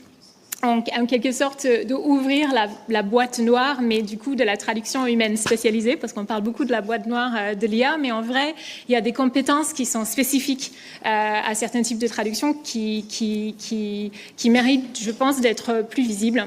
Donc c'est ce que je vais essayer de faire ici. Lorsqu'on parle de la traduction en sciences humaines et sociales, ici, il s'agit de la traduction des textes de recherche originaux, empiriques ou théoriques, donc ça peut être des textes classiques des grands auteurs, mais plus souvent aujourd'hui il s'agit des textes de chercheurs en activité qui, pour ce qui concerne moi, mon sphère d'activité, ont une réelle exigence par rapport à leur carrière de publier, et notamment de publier en anglais. Donc, une des spécificités de ce sous-domaine de la traduction littéraire, c'est une part importante d'extraduction, et notamment vers l'anglais. C'est donc souvent des textes qui sont publiés en forme de livres, mais aussi un part très important de publications en forme d'articles qui sont destinés à des revues de comités de lecture. Il faut comprendre que les traducteurs et les traductrices qui travaillent dans ce domaine spécifique sont attirés vers ce domaine puisqu'ils le considèrent comme un travail intellectuel avant tout, analytique et créatif. Donc c'est des résultats qui sont sortis d'une étude de Lison Berla qui a fait un travail de sociologie sur les gens qui travaillent dans ce domaine. Et c'est pour ça que ces travailleurs sont très souvent très qualifiés. Au sein de notre association, la quasi-totalité de nos membres ont soit un master ou un doctorat dans leur domaine de spécification, donc en sociologie, sciences politiques, économie, etc.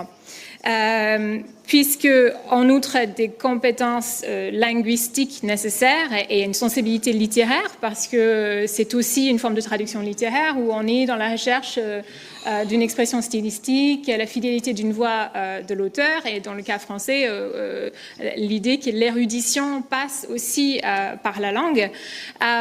Il faut aussi des compétences disciplinaires très importantes, puisque ce que nous faisons dans cette forme de traduction, c'est d'accompagner un texte de recherche d'un champ disciplinaire scientifique à un autre, dans un autre contexte culturel. Et cela suppose donc de bien connaître les deux champs de littérature dans les deux langues, non seulement en termes linguistiques, mais aussi en termes de fond. Et donc de pouvoir accompagner ce texte à travers le bon vocabulaire qui n'est pas seulement linguistique, mais aussi conceptuel. Donc pouvoir situer les concepts qui sont utilisés par l'auteur dans leur contexte disciplinaire et dans leur histoire aussi de traduction. Et donc, ça demande aussi une très grande proximité entre le chercheur et le traducteur, souvent. Donc, on travaille vraiment étroitement autour des discussions autour du texte. Et c'est pour cela aussi que ce métier attire des gens qui souvent viennent des parcours de recherche. Donc, ça permet de garder un pied, finalement, dans le monde universitaire et garder un rapport de collégialité avec des chercheurs dans une forme de traduction qui nécessite une recherche constante, stimulante. Il me semble que c'est intéressant, c'est utile de comprendre ce contexte, puisque quand on observe les réticences vis-à-vis de l'utilisation de l'intelligence artificielle et de la post-édition dans ce domaine, il faut le comprendre dans le contexte de ce que ça veut dire, ce métier, pour les gens qui l'exercent et qui le font à plein temps. Donc, notre association ATES travaille pour la visibilité de ces traducteurs et de leurs compétences spécifiques. Et il me semble que c'est d'autant plus important de mettre l'accent sur cette visibilité dans le contexte d'une tendance dans la recherche vers une espèce de auto-traduction par les chercheurs. Donc, en fait, ça, c'est mon plan, mais je ne vais pas utiliser le PowerPoint parce que ça va être trop long. Donc, vous pouvez, finalement. Donc, au sein de l'association, nous aussi, on s'est posé les questions de ce que ça voulait dire, ces nouvelles technologies pour les traducteurs dans ce domaine. Et donc, on a lancé une petite étude à notre échelle où on a cherché à sonder les pratiques et les attitudes des membres, mais pas seulement les membres de l'association, mais aussi d'autres traducteurs qui travaillaient spécifiquement en sciences humaines et sociales. Et je ne vais pas pouvoir entrer en détail sur les résultats, mais c'est intéressant d'écouter les collègues parce qu'on retrouve tout à fait les mêmes types de chiffres et les mêmes types d'attitudes. Notamment, on a observé par exemple 50% des répondants qui disent qu'ils n'utilisent pas du tout cette technologie, en fait, ou qu'ils ont testé une fois et puis ils n'ont pas donné suite. Ce qui peut laisser à interroger quand même. Et les 50% qui disent qu'ils utilisent parfois, ils l'utilisent en fait quand on regarde de plus près, et ils utilisent avant tout pour faire des recherches très ponctuelles de reformulation, pour résoudre des blocages, pour chercher, on a l'impression que c'est une espèce de dictionnaire de synonymes augmenté. En fait, l'utilisation pour traduire un texte intégral et ensuite le post-édité est vraiment très minoritaire, pour ne pas dire rarissime. En plus, donc c'est un usage qui est très sélectif et on a l'impression relativement critique, puisque quand on regarde les attitudes qui sont exprimées vers les questions qui sont plus ciblées sur les attitudes, on voit qu'il y a 56% de répondants qui pensent que ça change la nature de leur travail, que ça réduise la créativité. Donc là, je ne vous en prends rien parce que je pense que ça a été tout à fait dit avant. Et bien sûr, aussi, ils ne sont pas du tout d'accord pour dire que ça augmente la productivité ni la rapidité. Et en plus, pour répondre aussi à la question de l'entraînement des données, des textes, des logiciels avec les données de traduction, 75% refusent ou refuseraient par principe l'utilisation de leur traduction pour entraîner les logiciels d'intelligence artificielle. Là, j'ajouterais juste quelque chose et qui peut-être reprend l'intervention de James Hadley et l'idée de l'inversion de position où la machine c'est considérée comme le traducteur et la vraie humain est un post-éditeur. Le problème, c'est que en fait, le rapport de force dans ce domaine est tellement déséquilibré que souvent les traducteurs ne sont pas au courant, tout simplement, de l'utilisation de leurs données. Et ça m'est arrivé, en fait, de savoir a posteriori qu'un livre qui a été traduit a été utilisé pour traduire vers l'allemand. Donc, non seulement je n'ai pas signé de contrat, mais je n'étais pas du tout au courant. Donc, on peut dire, oui, il faut refuser, oui, il faut inverser la relation, mais en vrai, il faut pouvoir le faire. Donc, et donc, en face à ces évolutions, les répondants, on a posé la question des évolutions de carrière, etc. Il y a 35% qui nous ont dit qu'ils envisagent un changement de carrière. Et cela me semble très important à prendre en compte, puisque cela fait écho à toutes les remarques qu'on a eues sur l'importance des propriétés intellectuelles, les problèmes de non-augmentation de la productivité, donc qui font pression, bien sûr, sur les cadences de travail, sur les tarifs. Nous, on a des chiffres qui disent 30 à 50% de tarifs minorés par rapport à un vrai travail de traduction. Et puis, il y a aussi le problème de qualité. Et en sciences humaines et sociales, ça me paraît fondamental de axer sur la qualité, puisque l'objectif de la traduction dans ce domaine, c'est de faire rayonner, qu'on aime même dire, le rayonnement de la recherche française à l'étranger, d'avoir une reconnaissance des chercheurs dans le monde international. Mais la qualité de ces textes n'est tout simplement pas là. Quand on regarde de près et on voit que le travail de post-édition est extrêmement chronophage, elle est épuisant cognitivement pour les traducteurs. Et on peut évidemment reparler des biais d'ancrage et des problèmes qui sont posés par la privation, j'aime bien cette formulation, la privation du premier essai.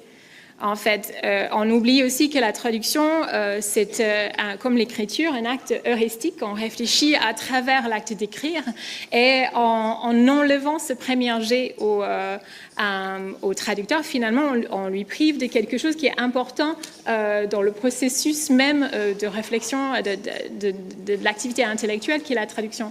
Et quand on parle de standardisation de la pensée, là je reprends aussi ma collègue, ça me paraît d'autant plus paradoxal dans le cas de la traduction de la recherche, puisque ce que nous on fait en vérité, c'est d'accompagner la différence.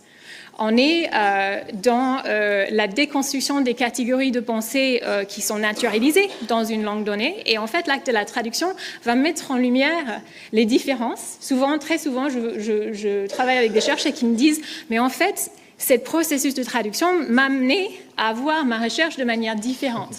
De voir qu'en fait, on peut se décentrer par rapport à cet objet. Et cela me semble très problématique quand on parle d'un outil, entre guillemets, qui tendent tout à fait à l'inverse, vers la standardisation de la langue, à la normalisation de certaines catégories qui vont devenir omniprésentes. En fait, dans la traduction de la science et la recherche, c'est très problématique. Mais le vrai problème, encore un autre problème à laquelle nous, on est confrontés dans ce domaine, c'est que le fait que cette métier, cette profession attire des gens qui sont très fortement qualifiés et qui font ce métier parce qu'ils sont passionnés par la recherche, par les sciences humaines et sociales et par l'activité intellectuelle que cela demande, et ben, une fois qu'on a mis de la pression sur les salaires, que les cadences sont trop élevées et qu'on a évacué tout l'aspect intellectuel du travail, et ben, ces gens-là, ils vont aller faire autre chose. Et là, on parle des évolutions, du progrès technologique inévitable de ces outils, mais en vrai, je me pose la question. Parce qu'aujourd'hui, les résultats de la post-édition en recherche sont corrects, puisqu'elles sont corrigées par des gens qui sont très fortement qualifiés. Qu'est-ce qui va se passer du coup sur ces textes et donc le fameux rayonnement de la recherche française quand ces personnes ne seront plus là pour faire ces corrections, non pas seulement sur la forme, mais sur le fond. Parce que c'est comme pour identifier les erreurs de ChatGPT, en fait, les hallucinations de ChatGPT, en fait, pour les identifier, il faut déjà connaître le fond. Il faut déjà connaître les réponses à ces questions. Donc, les jeunes traducteurs qui sont... Enfin, ça pose vraiment des questions aussi sur la formation des traducteurs, traductrices de l'avenir et donc les résultats dans le moyen long terme, en fait, des résultats de cette fuite de compétences, je pense, qui va arriver immédiatement au secours. Donc, Je pense qu'il faut qu'on... je conclue. Donc, juste pour conclure, que notre association continue à œuvrer pour la visibilité des traducteurs dans ce métier et donc pour, sur les spécificités des traducteurs humains et la nécessité de ces compétences disciplinaires.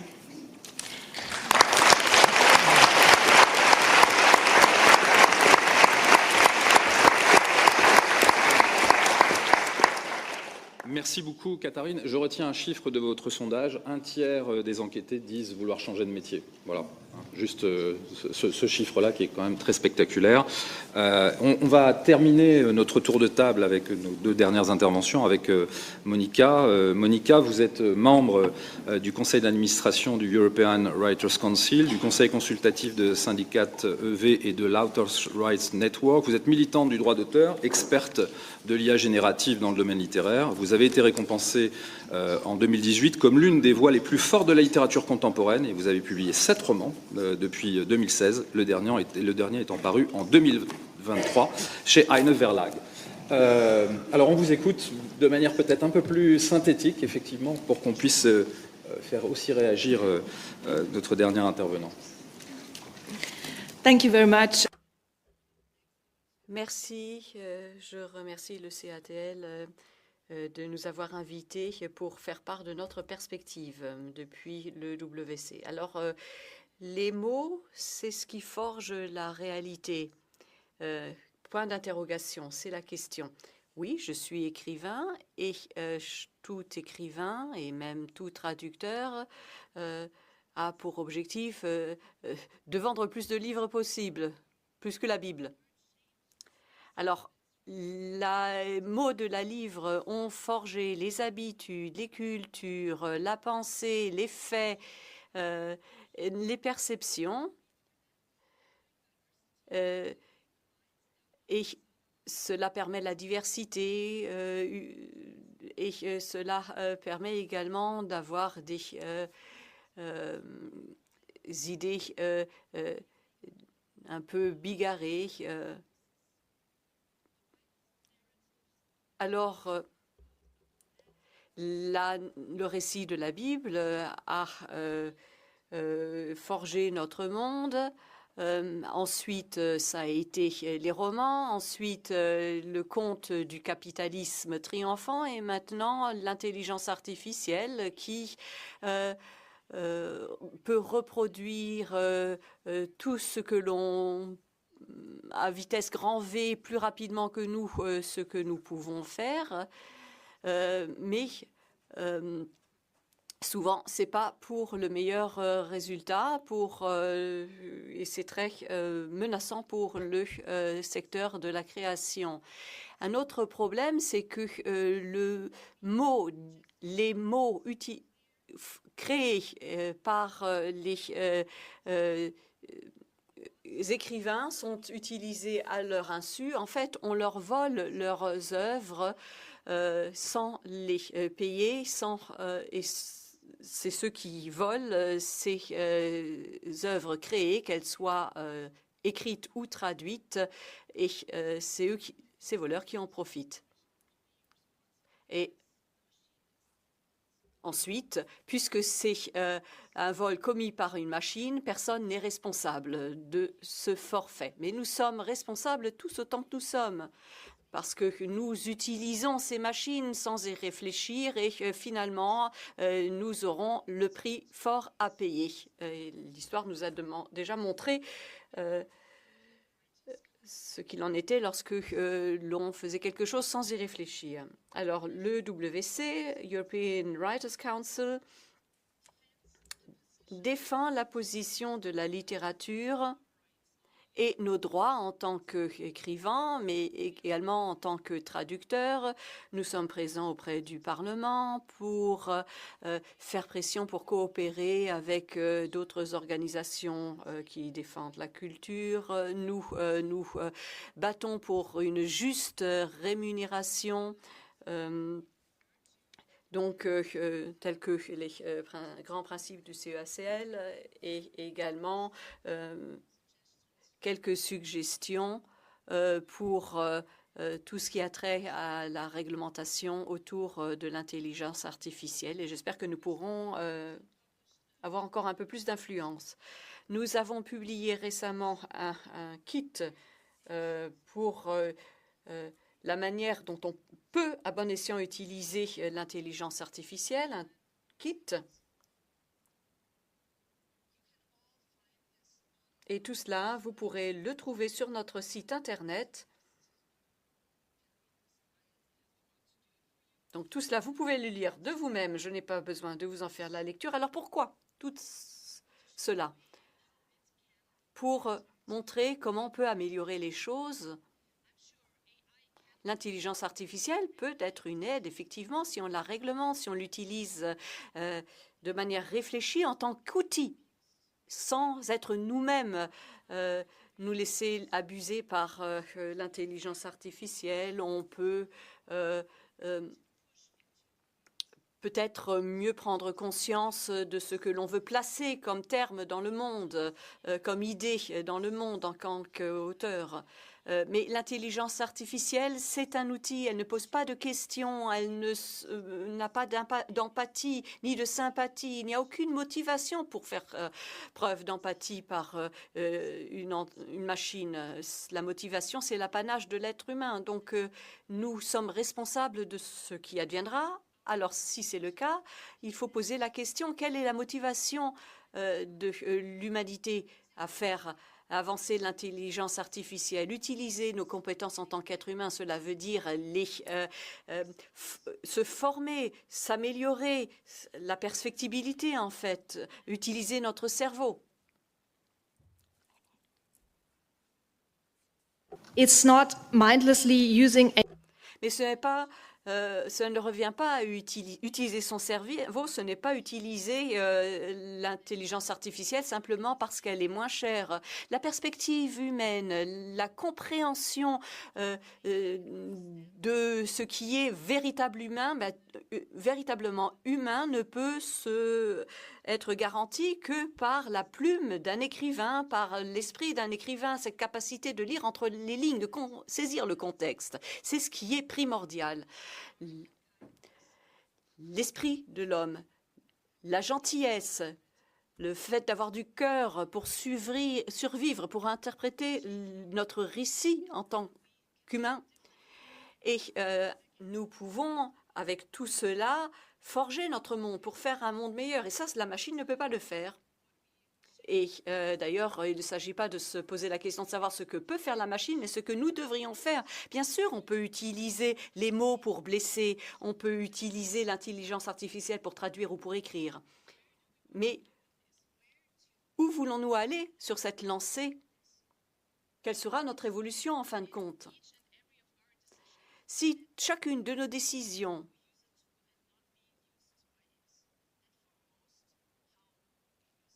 et doit être prise par l'intelligence artificielle, ou si chaque décision doit être prise par un être humain, cédant éventuellement par l'intelligence artificielle. C'est là toute la question. Et cela a trait également à la manière dont on encadre cette intelligence artificielle, dont on décide de l'utiliser. C'est d'avoir conscience de ce qui se trame, de ce qui se passe. Et pour cela, il faut également prendre l'initiative, faire pression pour défendre nos droits, notre travail, chacun d'entre nous individuellement, avec courage, parce que c'est le courage qui crée l'avenir. Merci.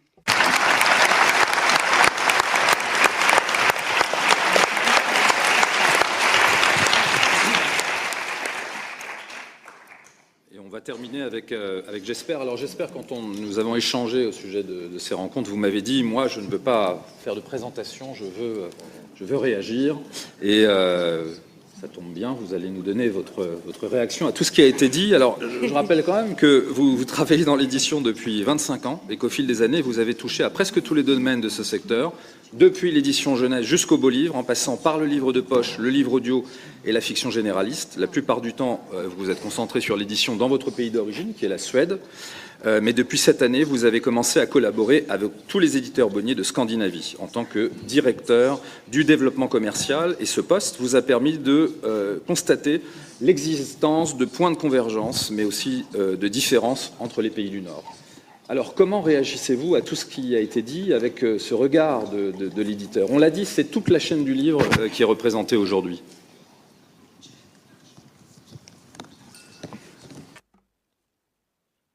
Bonjour à tous. C'est une question intéressante, pas très facile à répondre. Que vous me donnez combien? 35 secondes? Tout d'abord, je vais dire que les traducteurs sont des partenaires très importants pour tous les éditeurs dans le monde entier. Ça a toujours été le cas. Et ça va continuer de cette manière, j'en suis convaincue. Chaque éditeur sérieux veut un texte de belle qualité, qui soit dans une langue ou traduit dans une autre. L'éditeur ne peut pas travailler sans les traducteurs et ne veut pas travailler sans les traducteurs. Cependant, la technologie ne cesse d'évoluer. Et bon, ça c'est tout à fait normal. Certains changements sont plus grands que d'autres. Eh bien là, l'IA, on est sûr qu'elle va tout changer. Bon, on n'en voit que les débuts. Lorsqu'on parle de l'IA et de l'industrie de l'édition, c'est vraiment un sujet très moderne, notamment sur la rédaction des traductions. Tous les éditeurs dans les pays nordiques essayent les traductions d'une manière ou d'une autre avec l'IA. En Norvège, ils sont peut-être un peu plus en avance que ceux au Danemark, en Suède et en Finlande. C'est la conséquence d'avoir vraiment une langue encore plus difficile à traduire pour la machine. Bon, il y a des Finlandais dans la salle, oui. Bon, c'est une très belle langue, hein. Bon, on n'en est pas au niveau actuellement où on peut vraiment se fier aux machines. Les essais sont faits sur des textes de non-fiction pas très compliqués. Les résultats sont OK, mais bon, il faut vraiment les passer en revue, faire de la post-édition avant de les publier. Vous le savez, bien sûr, hein. Je vous apprends rien.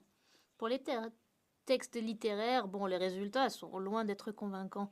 Mais bon, l'évolution est très très rapide actuellement. Et on sait que ce n'est qu'une question de temps pour que l'on puisse le considérer aussi dans ce domaine. Donc, même si la technologie n'est pas entièrement prête à être utilisée pour la traduction littéraire, c'est peut-être pas un outil si fiable pour l'instant. On le voit, ça peut être utile, mais bon, pour l'instant, cela propose une efficience améliorée. Cependant, cela ne signifie pas que les machines vont remplacer les traducteurs. Même si les machines sont de plus en plus précises, on va toujours avoir besoin de traducteurs pour traduire les textes qui sont suffisamment bons pour être publiés. Mais la collaboration entre les éditeurs et les traducteurs a la possibilité maintenant d'être plus rapide, plus économique et maintenir la qualité. Et ça, c'est pas un avenir mauvais pour les traducteurs. Et les traducteurs de non-fiction, les demandes ont baissé depuis des années et les ventes pour la traduction en anglais a baissé aussi. Cela représente 20% de part de marché dans certains pays et éditer plus rapidement à moindre coût pourra peut-être booster un petit peu les ventes. Et la coopération entre les éditeurs et les traducteurs va évoluer avec les nouvelles technologies à l'avenir. On ne sait pas comment ça va évoluer, certes, mais ce sera sûrement intéressant de le découvrir ensemble. Pour résumer, la technologie n'est pas encore entièrement prête à être utilisée dans les langues aujourd'hui. On voit cependant que l'efficacité va être améliorée de manière évidente. Et cela permet d'éditer certains livres qui sinon ne seraient pas édités. Et nous ne savons pas encore quel sera le visage de l'édition dans quelques années, mais bon, les technologies évoluent très vite. Merci beaucoup.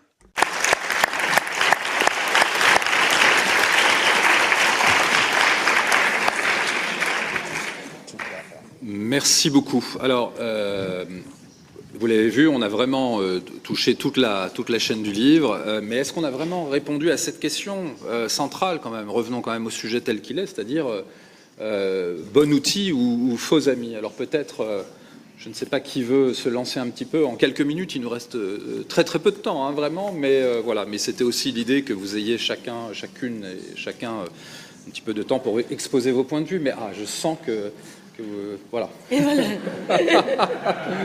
En quelques mots. Alors, si on essaye de synthétiser un petit peu tout ça, parce que le débat est quand même assez complexe, on l'a vu avec des points de vue très différents. La balance penche quand même d'un certain côté. On a vu que Antonio tout à l'heure a ouvert la boîte noire. Alors, est-ce qu'on doit avoir peur de la boîte noire ou pas? Et là, je pensais que vous vouliez réagir. I don't think we Je ne pense pas qu'on devrait avoir peur de quoi que ce soit. Mais il faudrait être précautionneux et surtout être proactif. D'avoir peur, ça n'aide pas. Et puis, c'est pas créatif.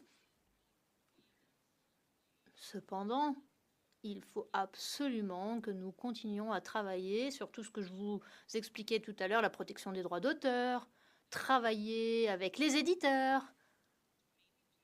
pour peut-être avancer nos arguments et trouver vraiment un terrain d'entente qui sera plus avantageux pour la littérature que ce que nous avons maintenant.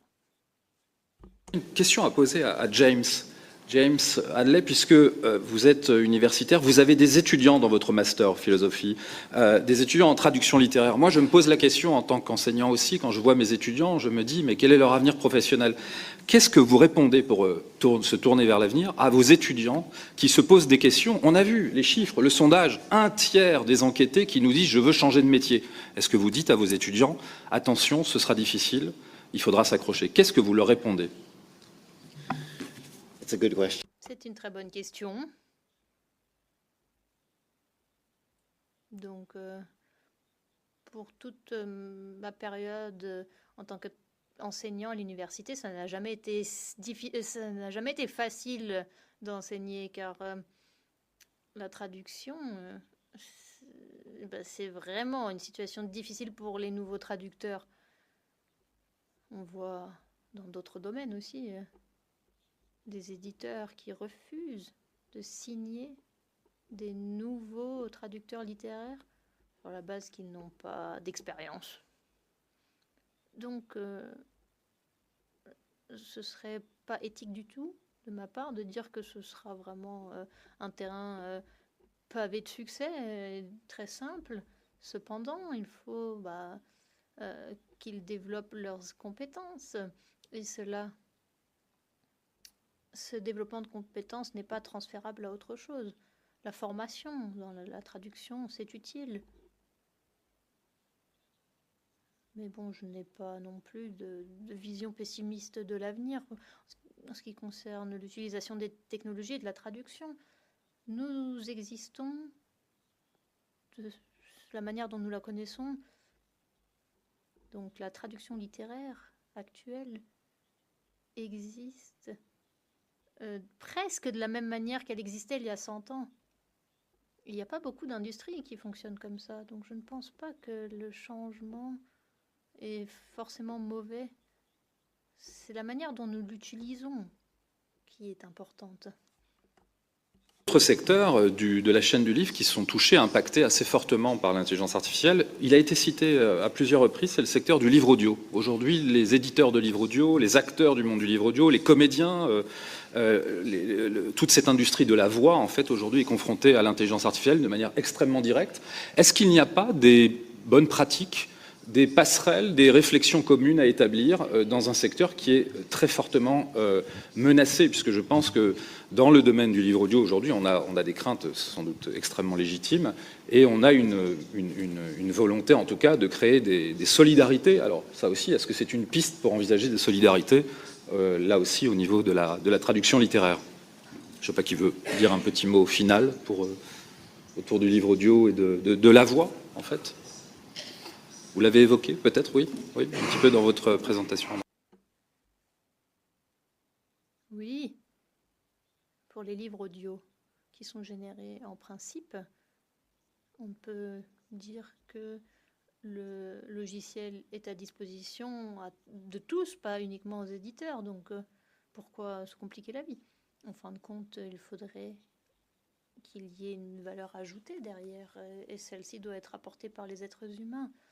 Et il faut la quantifier et la rémunérer. Si je peux me permettre de rebondir là-dessus, réduction des coûts et efficience, eh bien, je pense que cela ne fonctionne pas dans un métier comme la traduction littéraire, parce que nous nous basons sur le plaisir de travailler et le libéralisme.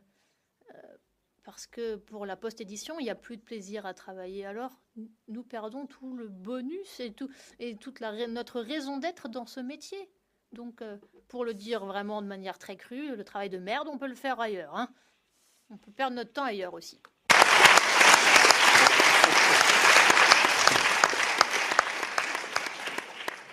Elle est un peu rude, mais ça ressemble à une conclusion. Voilà. À bon entendeur, salut. Écoutez, je crois qu'il faut que nous allions vers le temps de la pause pour ne pas déborder. Nous avions commencé aussi avec un petit peu de retard, je le précise quand même. Mais en tout cas, je voulais vraiment vous remercier, toutes et tous, pour ces échanges, pour vos présentations, vos études aussi, qui d'ailleurs, ou sondages. Je renvoie à toutes ces études qui sont disponibles sur les différents sites. Vraiment, on apprend énormément de choses, beaucoup d'inquiétudes à avoir. Mais là encore, je renvoie à votre conclusion finale qui me semble tout à fait frappée du sceau du bon sens. Voilà. Merci à toutes et à tous.